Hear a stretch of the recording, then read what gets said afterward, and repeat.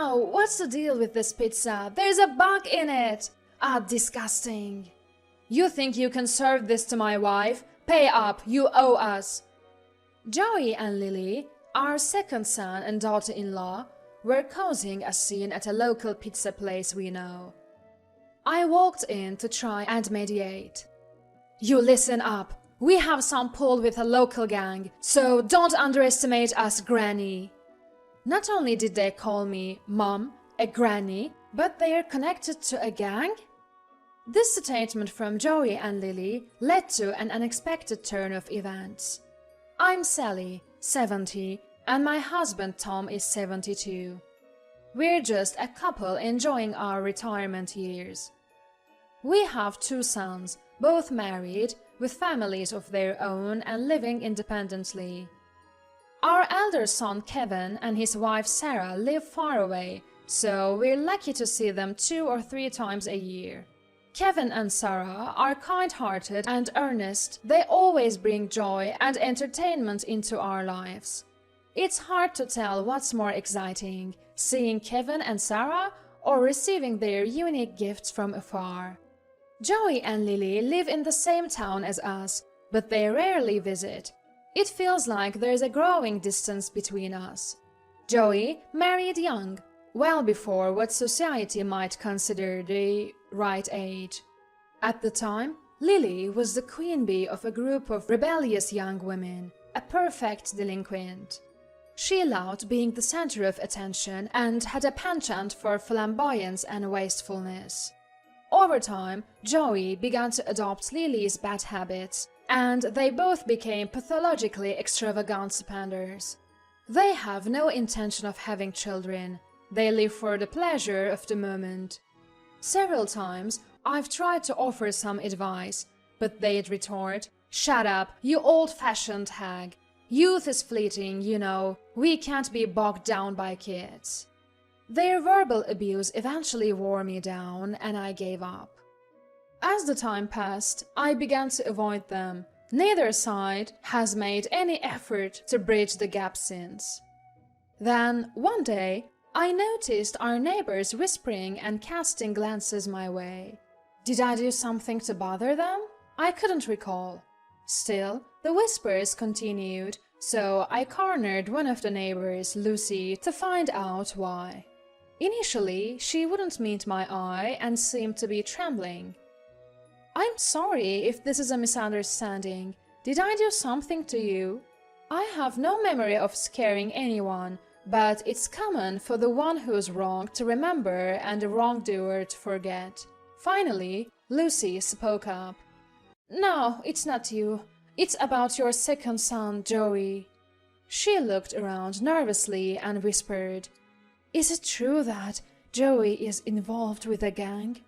I couldn't believe it, but then I remembered Lily used to be a leader of a female delinquent gang. I rushed to Joey and Lily's home, but they weren't there, so I decided to look around the area. This wasn't some trivial rumor to brush off for another time. If they're really involved with a gang, it could be a problem for more than just them. Imagine someone from your own family being involved in a gang. I thought about consulting my husband, but involving Dad might just make things worse. Maybe they'll open up a little if it's just me, Mom. Joey and Lily live in the same neighborhood as us, so I shouldn't need to search too far. I started walking, checking places Joey might go one by one. I passed by the pizzeria my husband and I still frequent. And there, I see a familiar man and woman arguing with the owner. "What's the deal with the bug in my pizza?" "What did you do to my wife, huh?" It's Joey and Lily. They are yelling, ready to pounce on the owner at any moment. The owner is someone we've known for years, someone we chat with like a friend, even outside of the shop. We've even been here with Joey when he was a kid. How could they do this to such a person? I entered the shop to mediate. "What are you doing? The owner here is very hygienic. Stop making baseless claims." "Shut up! Mind your own business, old lady. My precious wife almost got sick. Yeah, if I had eaten that bug, I might have become infertile. You old people should worry. You're the one suffering from a low birth rate. I looked at the supposed bug, and it was too big to have just accidentally ended up there. Clearly, it was a planned complaint. If a bug this big was on the surface, you'd notice, wouldn't you? Old people can't see well. Maybe it looked like a mosquito or something. This is clearly the restaurant's fault. You'll be compensating us, trust me. A cockroach looks like a mosquito? That's just ridiculous. How about we check the security footage to prove you didn't plant it? I pointed to the security camera in the store. But then, security camera? Listen here, old lady. Let me make you clear so even your aging ears can hear. We're part of a gang. You know what happens if you piss us off, right? Now back off, you old hag. Calling her mother-in-law an old hag, stunned by her foul mouth, I'm caught off balance and pushed by Lily. I stumble back and hit my back on the table. I end up sitting on the floor. Lily looks down on me, laughing. Joey, without intervening to stop his wife or help me, says, "Grandma, this is hilarious, ha ha ha," and continues to laugh so hard he says his stomach hurts. Don't think your little security cameras can't do anything. We could shut down this old dump anytime if we wanted to. You keep saying we, like we're supposed to be scared? In these challenging times, even gangs have to lay down. Joey and Lily should know better. Still, they waved the gang threat around like a flag, ignoring any reasoning from us. So, be ready with the compensation money. We'll be back to collect, Joey says, before throwing 2 untouched pizzas on the floor and leaving the shop. Both our sons are in their 40s. Kevin has grown into a responsible adult, but Joey's mental age seems to be stuck in his rebellious teens. Maybe it's my fault for not raising him right. I try to raise both brothers equally, but I feel terrible for the pizzeria owner. At the same time, I feel ashamed to have unleashed such a person as Joey into society. The owner kindly helps me stand up and offers me a chair. Despite being the victim, the owner shows concern for my well-being. I apologize for Joey's behavior and urge the owner to report the incident to the police using the security footage. But the owner refuses. If they won't, then I ask for a copy of the footage to report it myself. Yet again, the owner advises against it, citing fear of Joey's supposed gang ties. If that's actually true, if the store is destroyed, it's still good. He wants to avoid only the damage to his family. The pizzeria is a husband and wife operation. He can rebuild the store, but he can't get it back after something happens to his wife. There is no substitute for his wife. Besides, many people have actually witnessed Joey and Lily with people of bad behavior. The rumor that Joey has gang connections is gaining credibility. I'm shocked to learn that there are other witnesses to this behavior, not just the shop owner. Before meeting Lily, he was just an average guy you'd see anywhere. Joey has been stirring up unease in the town, and I'm sorry for that. I've apologized multiple times. It's not the first time we've been threatened either. We've been extorted for money repeatedly, and we've even been harassed. Someone even dined and dashed at our place. Though we thought installing security cameras would deter them, Joey and Lily seem unfazed. This has made us wonder if they're actually involved with a gang, and we are scared of potential retaliation after filing a police report. We had noticed the cameras, but didn't realize they were installed because of Joey's wrongdoings. I offered to pay for today's charges and the dine and dash incident from my own pocket, but the shop owner refused. He's already an adult. Even if he's my child, he is too old for me to clean up his mess. If there's a claim, it should come from him," the shop owner says, giving a wry smile. Acknowledging the shop owner's feelings, I knew I had to discuss this with my husband.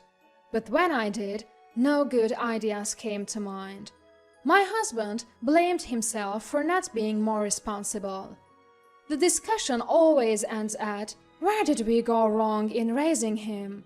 and goes no further.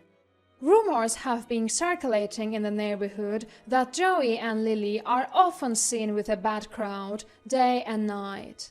We've even become cautious when taking out the trash. One day, when the stress started taking a toll on me, Joey and Lily suddenly showed up at our home. "Sorry, Mom, I was wrong. The gang world is terrifying. I was only looking at the surface level coolness." Thinking gangs are cool is a problem in itself, but Joey seems to have felt their terror firsthand. He's severed ties with them. He's decided to turn his life around. Joey apologized sincerely, almost in tears. He bowed his head to the floor, asking for a fresh start from his childhood home. My husband remained silent. His silence meant, "Do as you wish." If my husband forgives Joey, then so will I. And I decided to help Joey start anew.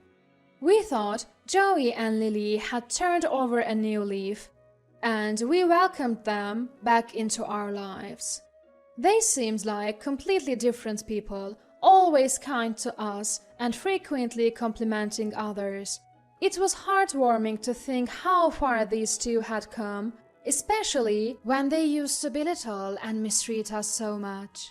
Lily even complimented the home decor that I'd been so indecisive about, saying she'd love to collaborate on decorating when they get their new place. The closeness we were finally experiencing made me forget all the previous grievances. Feeling refreshed, we decided it was high time for a family vacation. I booked everything through a travel agency, intending to surprise Joey and Lily. But when my husband and I got to the agency, guess who we saw at the counter?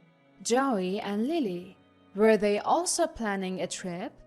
It would not be a surprise if the place we go to is covered with them.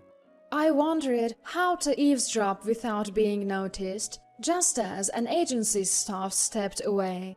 That's when Joey and Lily started saying some truly shocking things.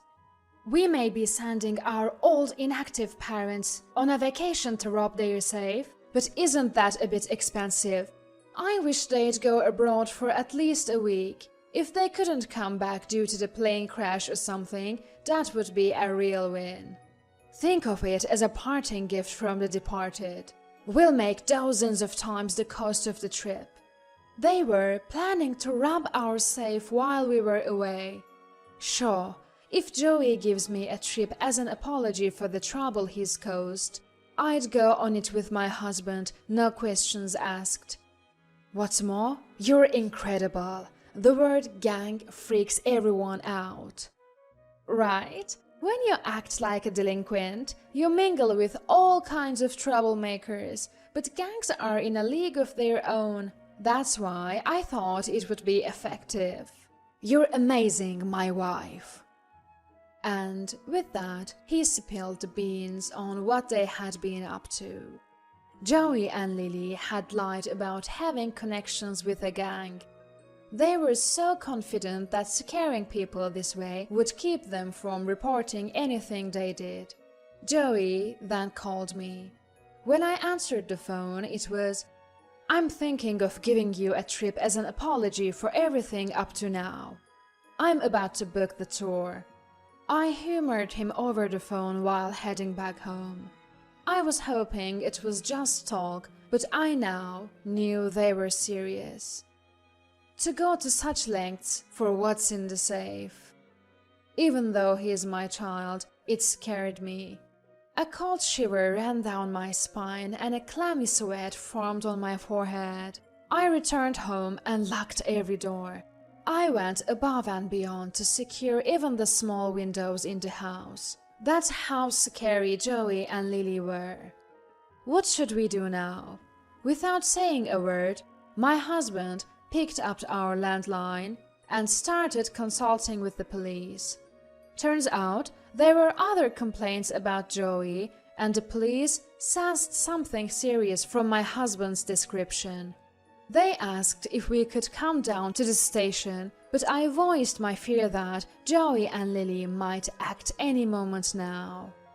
They assured us that criminals like these wouldn't easily change their plans, so we promptly headed to the police station. After talking it over, we agreed to act as if we didn't suspect Joey and Lily's plan. We'd spent almost an entire day away from home to help speed up their operation, essentially serving as bait for an undercover investigation. Unaware of this, Joey and Lily cheerfully started talking about taking a vacation. "Don't worry about money, just enjoy yourselves," they said. I told them we had to suddenly visit my husband's parents up north, where it's too far for a day trip. Joey and Lily responded, "Wish we could go with you if we didn't have work." Lately, they had been going out, claiming they found jobs. I had thought they were genuinely working, but now it all seemed suspicious. The day came. Unaware that undercover agents were posing as locals, Joey and Lily left for work as usual. We followed shortly, carrying our travel bags. We got into a police wagon and watched. Soon enough, Joey and Lily, who were supposed to be at work, returned home. We had given them a spare key just in case, but it was a fake key provided by the police. I was worried they might catch on, but was assured they'd likely stage a break-in to cover their tracks. Sure enough, despite having a key, Joey and Lily broke the window to get in. The moment they did, they were surrounded by the undercover agents and arrested. After witnessing this, we headed to the pizza place with the police. I requested them to hand over the surveillance footage to the police, explaining that Joey's claim about being connected to a gang was a lie. The owner, relieved, handed over the footage, grateful to let go of the tension he'd been carrying. "We've got it from here," said the police. I requested them to hand over the surveillance footage, gathering additional evidence of harassment and unlawful detention from the footage and other tips they had received. Joey, now caught red-handed for attempted theft, was found guilty of multiple other crimes, including burglary and blackmail. Word spread fast, and soon enough, our address was even exposed on social media. We got some harsh comments too. But ever since the incident, Kevin and Sarah have been calling almost daily, concerned for our well-being. We'd been invited to live with Kevin and Sarah several times, but we kept turning it down. We felt responsible for Joey's actions, even if he was an adult. We thought it was our duty to sincerely apologize to the neighbors we'd inconvenienced and to take responsibility for raising Joey to be the person he became. But Kevin told us we were wrong. It wasn't our fault for Joey's decisions, including his life of crime and marrying a former delinquent. After being persistently convinced, we made the decision to leave the town we'd lived in for so many years and move to where Kevin and Sarah lived. On the day we left, we were surprisingly seen off by the owner of the pizzeria Joey had victimized, as well as other community members. "Kids don't always turn out the way you want," they encouraged us. So, they encouraged me not to feel responsible and to live happily in the new place. Afterwards, Joey and Lily were sentenced to prison time after their numerous crimes were confirmed. We heard they ended up divorcing while incarcerated, but that's none of our business anymore. We've decided not to visit and have no plans to see them even if they are released. They are adults and should bear the consequences of their actions and live life on their own terms. Even if they ask for help, we've decided not to lend a hand. Now, we are living in Kevin and Sarah's condo, and they've been nothing but good to us. We've even quickly bonded with the grandchildren we seldom got to see. We've managed to regain a peaceful and happy life in our new setting.